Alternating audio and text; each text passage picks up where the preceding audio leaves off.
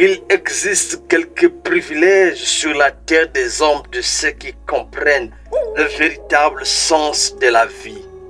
Et le droit de la personne à la vie sur la terre des hommes signifie son droit d'avoir un accès libre. Libre de faire le choix du succès.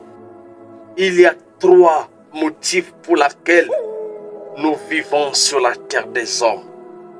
Et depuis la nuit des temps, nous vivons pour le corps, nous vivons pour l'esprit et nous vivons pour l'âme.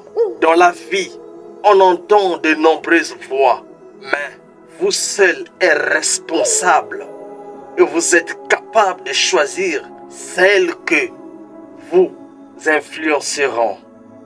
Vous devez écouter la voix qui vous lance le défi de grandir et de devenir tout ce que Dieu veut que vous soyez.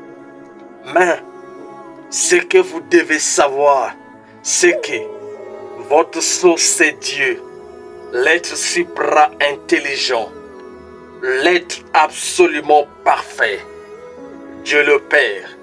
Et il vous a créé à son propre image. Mais voici les 6 choses que tu ne dois jamais faire dans ta vie.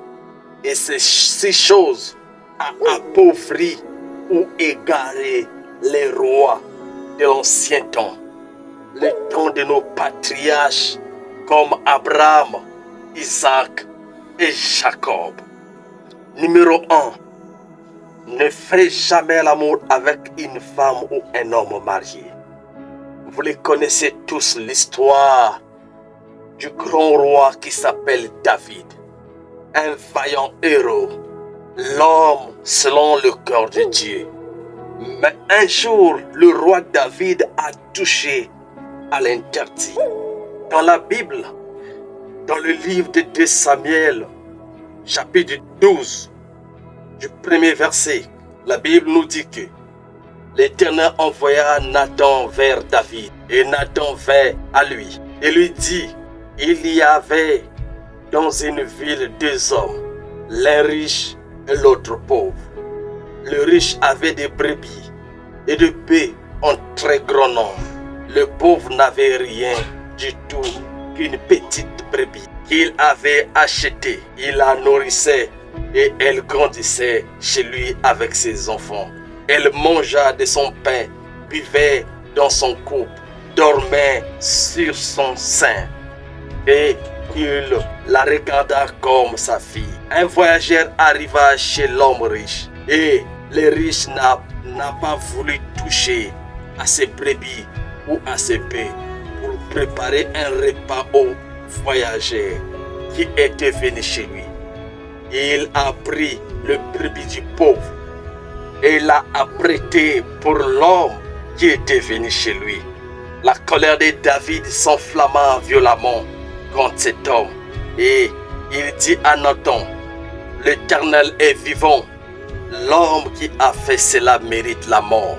Il rendra 4 brebis pour avoir commis cette action et pour avoir été sans pitié. Et Nathan dit à David, tu es cet homme-là. Ainsi parle l'Éternel, le Dieu d'Israël. Je t'ai oint pour roi sur Israël. Je t'ai délivré de la main de Saoul. Je t'ai mis en possession de la maison de ton maître. J'ai placé sous ton sang les femmes de ton maître.